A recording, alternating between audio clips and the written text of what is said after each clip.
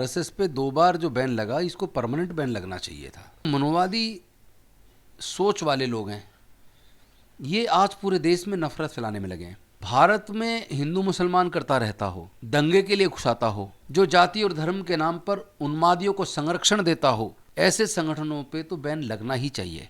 जब हमारे लोगों को हथकड़ी में भारत भेजा जाता है तब वो एक प्रतिक्रिया नहीं देते, डरा कर एक तरफा डील के लिए कंपेल करते हैं और हमारे प्रधानमंत्री डील कर लेते हैं। तब भी एक शब्द नहीं बोलते, बल्कि वाहवाही लूटने की कोशिश करते हैं। और आज कहती है कि आरएसएस पे बैन लगना चाहिए, तो अब इनको बड़ा दर्द हो रहा है। यानी इनको देश से भी बड़ा संगठन लग रहा है। जज नहीं करते क्या? जानबूझ के एक केस में तो बेल दे देंगे, उसी तरह के दूसरे केस में महीनों महीनों साल साल कई साल भी लोग को जेल में रखते हैं।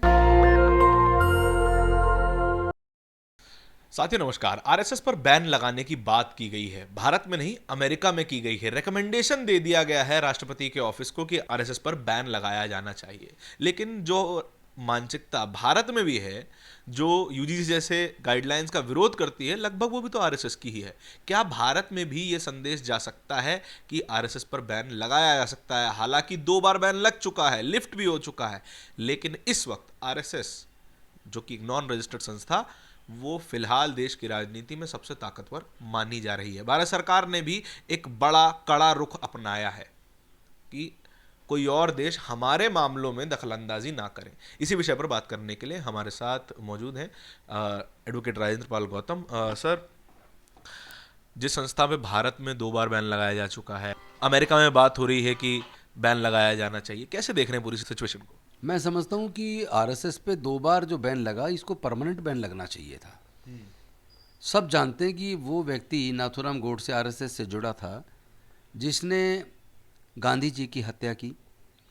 और सब लोग इस बात को भी जानते हैं, और वो तथ्य इतिहास में दर्ज हैं कि अंग्रेज़ों के खिलाफ जो आज़ादी का आंदोलन हुआ, उसमें लाखों लोगों ने कुर्बानी दी। उस वक्त ये आरएसएस और जनसंघ ये अंग्रेज़ों के साथ खड़ी थी। ये जो मनोवादी सोच वाले लोग हैं, ये आज पूरे देश में नफरत फैलाने में लगे हैं। तो जो संगठन भारत में हिंदू मुसलमान करता रहता हो, भारत में आए दिन लोगों को दंगे के लिए उकसाता हो, जो संगठन भारत को तोड़ना चाहता हो, जो जाति और धर्म के नाम पर उन्मादियों को संरक्षण देता हो, ऐसे संगठनों पे तो बैन लगना ही चाहिए।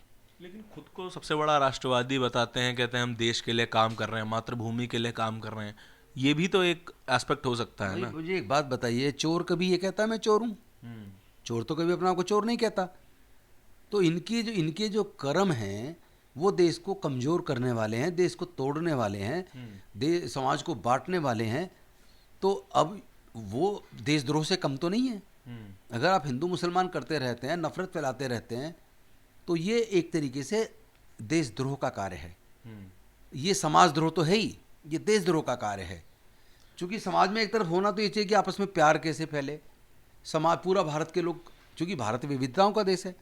भारत में हर 50 किलोमीटर पर भाषा और संस्कृति बदल जाती है। भारत में 6743 जातियाँ हैं। ऐसे भारत को, इस विविधता के देश को, जहाँ 562 रियासतें रही हों कभी, उसको पूरे को एकजुट रखना कितना मुश्किल रहा होगा। लेकिन उसको डॉक्टर बाबा साहेब अम्बेडकर के संविधान ने एकजुट किया, मजबूत एक राष्ट्र के रूप में तैयार किया। वरना तो आप देखो ना, भारत के इर्द गिर्द चारों तरफ आप देखिए, ये तो बाबा साहब के संविधान का ही नतीजा है जो भारत बच गया। नहीं तो देखो, हमारे पड़ोस में श्रीलंका में तख्ता पलट हुआ, बांग्लादेश में तख्ता पलट हुआ, नेपाल में तख्ता पलट हुआ, अफ़गानिस्तान में तख्ता पलट हुआ, और बर्मा में, म्यांमार में तख्ता पलट हुआ, पाकिस्तान में तख्ता पलट हुआ। उनकी तो पुरानी तो भारत को अगर छोड़ दें तो भारत के इर्द गिर्द के लगभग सभी देशों में तख्ता पलट हुआ। और इतनी विविधताओं के देश को भी उसके बावजूद आज तक पूरी तरह से एकजुट रखना, एक भारत राष्ट्र के रूप में मजबूती से खड़ा है। तो ये डॉक्टर बाबा साहेब अम्बेडकर जी के विचार, उनका ज्ञान और उनका दिया संविधान उसके लिए जिम्मेदार है। उसी की वजह से भारत बचा है। अदरवाइज ये आरएसएस जैसे संगठन तो भारत को कब का खत्म कर चुके होते हैं। भारत की सरकार की एक कड़ा रुख आया है कि वो हमारे इंटरनल मैटर्स में दखलंदाजी ना करे, हमारी संस्थाओं पे उंगली ना उठाएं। लेकिन जब भारत के जो नागरिक हैं उनको जंजीरों बांध के भेजा जाता है, भारत की जो करंट सिचुएशन अमेरिका की वजह से मिडिल ईस्ट में बनी हुई है, तब कोई रिएक्शन इसी नहीं से देख आता। लीजिए ना इस संगठन का, और इस संगठन से जुड़े देश के प्रधानमंत्री जी, गृह मंत्री जी का रुख देख लीजिए। जब हमारे लोगों को हथकड़ी में भारत भेजा जाता है तब वो एक प्रतिक्रिया नहीं देते, तब एक शब्द नहीं बोलते। जब वो अपनी शर्तों पे हमें डरा कर एक तरफा डील के लिए कंपेल करते हैं और हमारे प्रधानमंत्री डील कर लेते हैं, तब भी एक शब्द नहीं बोलते, बल्कि वाहवाही लूटने की कोशिश करते हैं। और आज जब उसी अमेरिका ने, जिसने इसकी गर्दन दबा रखी है प्रधानमंत्री जी की, आज जब उसकी एक संस्था कहती है कि आरएसएस पे बैन लगना चाहिए, तो अब इनको बड़ा दर्द हो रहा है। यानी इनको देश से भी बड़ा संगठन लग रहा है। कोई संगठन देश से बड़ा नहीं हो सकता है, कोई भी जाति धर्म समूह कोई भी देश से बड़ा नहीं हो सकता। लेकिन ये ताकतें जो देश को शुरू से तोड़ती रही हैं, कमज़ोर करती रही हैं, जो शुरू से लगातार अंग्रेज़ों के साथ खड़ी थी, ऐसी ताकतों को अगर रोक लगा दी जाए तो शायद भारत में नफरत खत्म हो जाए, शायद भारत मजबूती से एकजुट होकर खड़ा हो जाए। सर, यूजीसी पर भी आने वाली 19 तारीख में एक सुनवाई होने जा रही है, जहां पर अभी तो खैर स्टे है, आने वाली 19 तारीख में क्या होगा कोई नहीं जानता।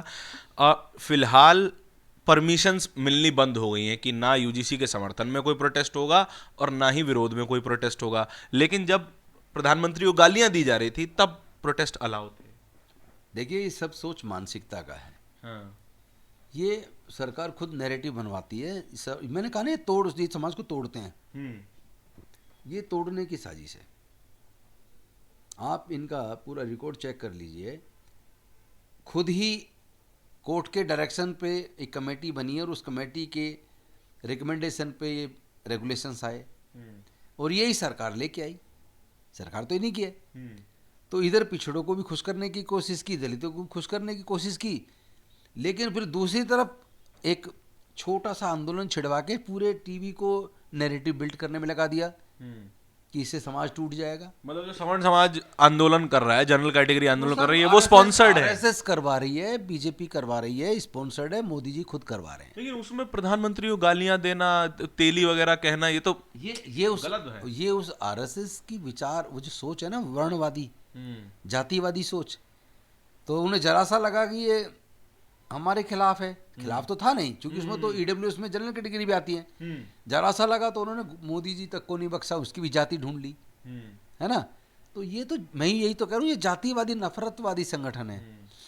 लेकिन और इनके सरकार ने धोखा किया। देखो, जो मैं कह रहा हूँ, मेरे इस पे पीछे तर्क है कि सरकार नहीं करवाया सब कुछ खेल, क्योंकि जब कोर्ट में सुनवाई पे आए तो सरकारी वकील जो सोलिसिटर जनरल ऑफ इंडिया है तुषार मेहता, वो तो चुप्पी साध गए। उन्होंने तो अपने सरकार के उस रेगुलेशन को बचाने के लिए एक शब्द नहीं बोला, उसको स्टे हो जाने दिया और फिर खुशियां मना रहे हैं।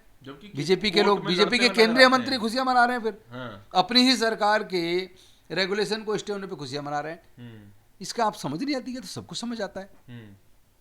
ये एक जो नफरतवादी सोच है, उस पे स्टे लग जाना ही बेहतर है। मतलब दोनों तरफ बतासे खाने की इच्छा है कि दलित पिछड़े भी खुश रहें, सवर्ण भी खुश रहें, दोनों तरफ की बात हो जाए। लेकिन सर, पहली बार ओबीसीज को ऐड किया जाता है एससी एसटीज के लिए। पहले से एक्ट मौजूद है, पहले से कानून है। समझ लीजिए, ये नैरेटिव जो आरएसएस बनाती है, या ये सो कॉल्ड जो मीडिया जिसको हम समझते हैं, जो बीजेपी के कार्यकर्ता हैं, ये जानबूझ कर बनाते हैं। ये एससी एसटी ओबीसी कोई नहीं किया गया, ये पहले से है। इसमें ईडब्ल्यूएस भी जनरल कैटेगरी भी है। बात तो सबसे ज्यादा इसमें की जा रही नहीं, है। वो तो मीडिया नैरेटिव बनाने के लिए कर रहा है। अदरवाइज इसमें जो जनरल कैटेगरी के ईडब्ल्यूएस में आने वाले लोग हैं, चाहे ब्राह्मण है, बनिया है, ठाकुर है, कायस्थ है, या दूसरी जो रिलीजियस माइनॉरिटी जो जनरल में आती हैं, वो भी तो इसमें कवर है। उस पर तो मीडिया एक लाइन नहीं बोल रहा। तो इसमें कोई केवल एक जाति नहीं है, केवल ओबीसी कह के आप चलाएंगे और उसको पहले पढ़ तो लो। उसमें जो ईडब्ल्यूएस के माध्यम से जो जनरल कैटेगरी शामिल है, उस पर बात कौन करेगा। लेकिन क्या एक ओबीसी मोबिलाइजेशन की भी कोशिश नहीं है इस कानून के जरिए कि ओबीसी को भी कुछ दे देते, हमारी तरफ बना रहेगा। दूसरी बात मैं आपको बताऊं, ये यूजीसी रेगुलेशन नाकाफी है, हमें रोहित एक्ट चाहिए। और वो तमाम अंतर ये होगा, एक तो इसमें केवल जो यूजीसी से एफिलेटेड कॉलेज है वो कवर है, ठीक है। इसमें इंजीनियरिंग कॉलेज कवर नहीं है, इसमें आईआईएम कवर नहीं है, और वो कॉलेज चाहे मेडिकल के हों चाहे मैनेजमेंट के हों जो यूजीसी से एफिलेटेड नहीं, वो कवर नहीं होते। तो उसका फ़ायदा क्या है फिर? ज़्यादातर जो सुसाइड हो रहे हैं, जो टॉर्चर हो रहा है, प्रोफेशनल कोर्सेज में हो रहा है, और वहाँ तो ये लागू नहीं होगा, तो फिर इसका फ़ायदा क्या है? हम तो रोहित एक्ट चाहते हैं, और हम चाहते हैं कि ईमानदारी से काम हो। रही बात जो फॉल्स नैरेटिव बनाने की कि इससे समाज बढ़ जाएगा, इसका मिसयूज होगा, तो भाई मिसयूज के लिए भी कानून है। इसमें तो एक केवल कमेटी बननी थी, उस कमेटी का भी हेड कोई ना कोई डिपार्टमेंट का हेड होता या यूनिवर्सिटी का हेड होता, तो वाइस चांसलर और डिपार्टमेंट हेड तो सारी ही समझ जाती क्या है। तो हेड जो इस कमेटी के ऊपर चेयरिंग करेगा वो तो समझ जाती का है। दूसरी बात 10 सदस्यों में बाकी जो वो भी मेजोरिटी समझ जाती की रहेगी। तो फॉल्स नैरेटिव जो बनाने की कोशिश की है, जबरदस्ती की थ्रेट मॉन्गरिंग है कि सवर्णों को डरा दिया जाए कि भैया आपके ऊपर केस लग जाएगा। कोई किसी को डरने की जरूरत नहीं, कोई केस नहीं लगने वाला, क्योंकि ये केवल रेगुलेशन है, इसमें कोई सजा का प्रोविजन नहीं। इसमें तो केवल कमेटी बनाएंगे, कमेटी अपनी रिपोर्ट देगी, ठीक है।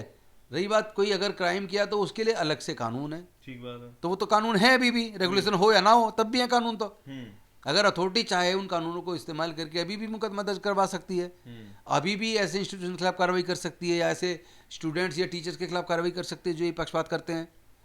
पहले से कानून है ऑलरेडी। जैसे कि इन गाइडलाइंस में कोई भी सजा का प्रावधान नहीं है, कोई फाइन का प्रावधान नहीं है, रेस्टिगेशन का प्रावधान नहीं। समझो उसके लिए कानून अलग हैं। ये तो केवल रेगुलेशन इसलिए बनाए हैं ताकि जिस कैंपस में, जिस यूनिवर्सिटी में, जिस इंस्टीट्यूशन में कोई भी किसी के साथ अत्याचार उत्पीड़न की बात होती है तो उसमें एक कमेटी जल्दी से अपनी जांच करके रिपोर्ट दे दे। ये केवल इतना काम है। उसके बाद यूजीसी उस इंस्टीट्यूशन के खिलाफ उसका फंड रोक सकती है, उसकी एफिलिएशन को ख़त्म कर सकती है। तो उसमें आम आदमी तो या जनरल कैटेगरी को क्या दिक्कत है?